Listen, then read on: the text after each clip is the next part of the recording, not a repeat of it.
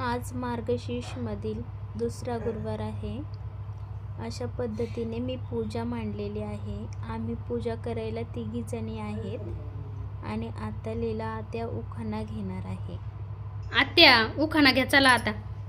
आत्ताच केली पूजा आरती. विजयराव माझे पतीने त्यांचे सौभाग्य.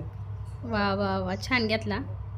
आम्ही दोघींनी एकमेकींना हळदी कुंकू दिलं आणि आता मला उखाणा घ्यायचा आहे. आज मार्गशीर्ष मधील गुरुवार आहे तिसरा. अमोलरावांचे नाव घेऊन सांगते. अमोलरावांचा चेहरा नेहमी असतो प्रसन्न आणि हसरा. आता तेवढ्यात आई पण आल्यात आणि आईने लीला आत्याला आम्हाला दोघींनाही हळदी कुंकू दिलं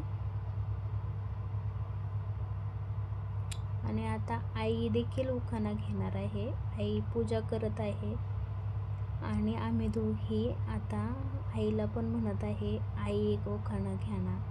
बरं आई म्हणतात घेते थांब. बरं आता झुंझुन जुन्यात बसले मिन्यात काळे चुळी अंगात गुलाल पांगात जायफळ वटीत लवंगा मुठीत दिलीपराव बसले दाटीत तर मी चालले साखरपान वाटीत.